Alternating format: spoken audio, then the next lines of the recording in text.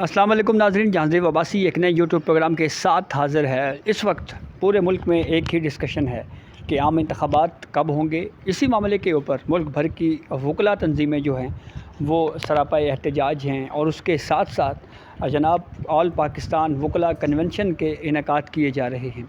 अब political parties की जानिब से भी ये आरा सामने आ रही है कि इलेक्शंस ताख़ीर का शिकार नहीं होने चाहिए, 90 दिन की आइनी मुद्दत के अंदर अंदर इलेक्शंस होने चाहिए। इस मामले के ऊपर जहाँ पे हमने देखा कि पाकिस्तान बार कौंसिल की जानिब से कुछ दिन पहले एक कॉन्फ्रेंस बुलाई गई, मुल्क भर की बार कौंसिल्स को बुलाया गया और फिर उसके बाद एक मुश्तरका एलामिया जारी करते हुए 90 दिनों के अंदर अंदर आम इंतखाबात के इनेकाद का मुतालबा किया गया। आज सुप्रीम कोर्ट बार एसोसिएशन की जानिब से भी एक ऑल पाकिस्तान वकला नुमाइंदा इजलास बुलाया गया और उस इजलास में भी बड़ी धुएँदार तकारीर की गई। बड़े बड़े वकला कायदीन उसमें मौजूद थे, एडवोकेट हामिद ख़ान, एतज़ाज़ हसन, और इस कॉन्फ्रेंस में भी, इस कन्वेंशन में भी यही मुतालबा किया गया कि 90 दिनों के अंदर अंदर आम इंतखाबात के इनेकाद को यकीनी बनाया जाए। उसके साथ साथ बुनियादी इंसानी हकूक़ की जो पामालियाँ हो रही हैं, खिलाफ वर्जियाँ हो रही हैं, उस मामले के ऊपर भी बहुत ज़्यादा बात की गई, इज़हार ख़याल किया गया। लेकिन एक चीज़ इस पूरी सूरत हाल में बिल्कुल क्लियर है कि जो दो बड़ी वकला तंजीमें हैं मुल्क की, सुप्रीम कोर्ट बार एसोसिएशन और पाकिस्तान बार कौंसिल, दोनों गो के उनका व्यू एक है, एक जैसी ही राय रखते हैं, लेकिन मुख्तलिफ़ फोरम्स के ऊपर इस बात का इजहार कर रहे हैं।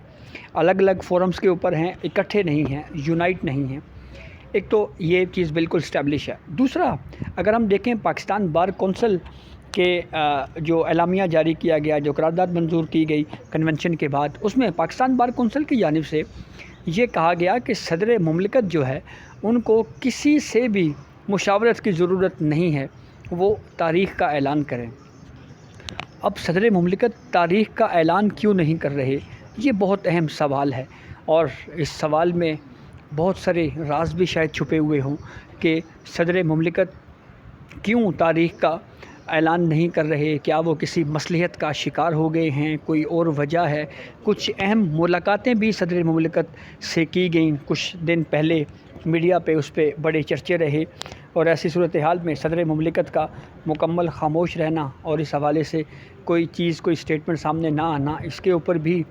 बहरहाल काफ़ी ज़्यादा चहमगोइयाँ हो रही हैं, बहुत ज़्यादा बातें हो रही हैं। अब इस पॉइंट पे बात करते हैं कि कौन कौन सी ऐसी पॉलिटिकल पार्टीज़ हैं जो ये कह रही हैं कि इलेक्शंस 90 दिनों के अंदर अंदर करवाए जाएं।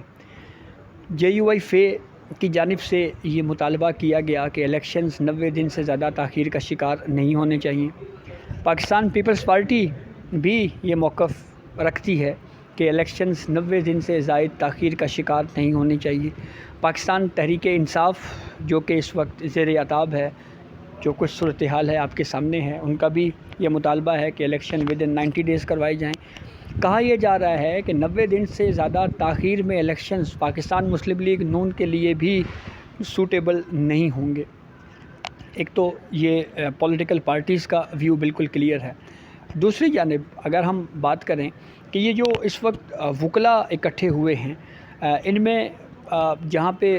पाकिस्तान तहरीक इंसाफ़ के वकला हैं, वहीं पे ये कहा जा रहा है कि पाकिस्तान पीपल्स पार्टी की जो वकला हैं वो भी इस मामले के ऊपर काफ़ी मुतहर्रिक हैं। मिसाल के तौर पे जो PTI की वकला के जो लोग हैं, जो वकला को इस वक्त मुतहर्रिक रखे हुए हैं, उसमें जो लीडिंग किरदार अदा कर रहे हैं, उसमें जनाब लतीफ़ खोसा साहब का नाम है, एतज़ाज़ हसन का नाम है, और ये दोनों वकला जो हैं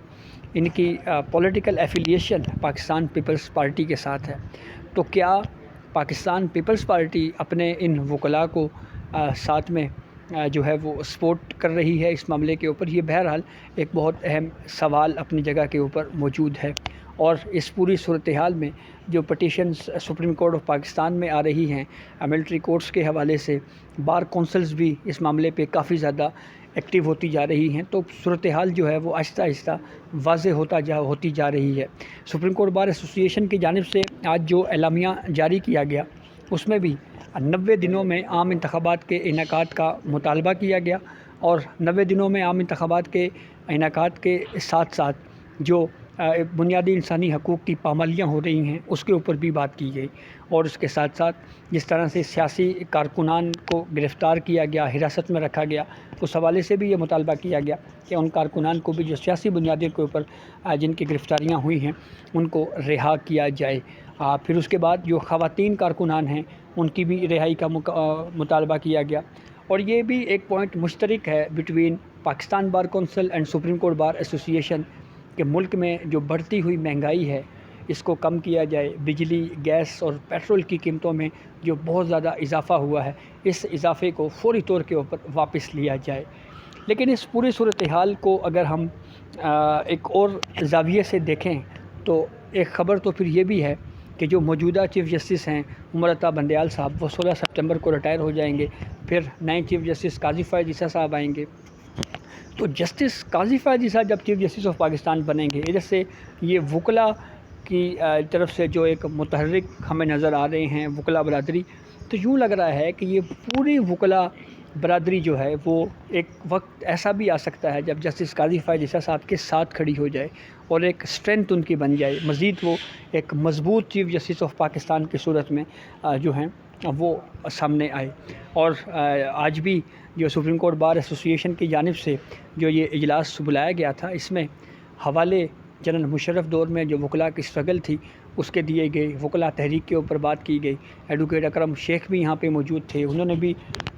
بات کی، گفتگو کی، اور 90 دنوں میں عام انتخابات کے انعقاد کے حوالے سے اس آئینی ذمہ داری کے اوپر بات کلیئر کی۔ لیکن جو ایڈوکیٹ اعتزاز احسن ہیں انہوں نے ایک مرتبہ پہلے بھی وہ یہ مطالبہ کر چکے ہیں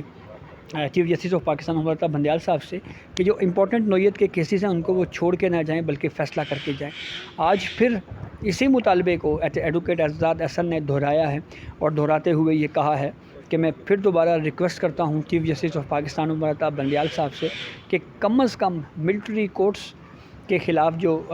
درخواستیں آئی ہیں ان کو ڈیسائیڈ کر کے جائیں، ان کے اوپر فیصلہ دے کے جائیں، اس معاملے کو ایسا نہ پینڈنگ نہ چھوڑیں۔ ایڈوکیٹ اعتزاز احسن نے تو یہ بھی کہا کہ یہ وقت ہے چیف جسٹس عمر عطا بندیال صاحب کے لیے کہ وہ خود کو جسٹس کارلینیس کی فہرست میں رکھتے ہیں یا جسٹس منیر کی فہرست میں رکھتے ہیں۔ یہ بہرحال ایک بہت ہی سمجھ لیں کہ اس کو ایک الزام کے طور کے اوپر بھی ہم کہہ سکتے ہیں کہ ایڈوکیٹ اعتزاز احسن صاحب جو ہے وہ اب اس طرح سے کمپیئر کر رہے ہیں، اور اس سے یہ بھی واضح ہوتا ہے کہ جو وکلاء برادری ہے وہ چیف جسٹس عمر عطا بندیال صاحب سے کوئی بہت زیادہ خوش بھی نہیں ہے۔ کافی دلچسپ صورتحال پیدا ہو گئی ہے، اس حوالے سے آنے والے دنوں میں کیا صورتحال پیدا ہوتی ہے یہ بہت اہم معاملہ ہوگا۔ تو یہ اب تک کی اپڈیٹ تھی جس سے ہم نے آپ کو آگاہ کیا۔ بہت شکریہ۔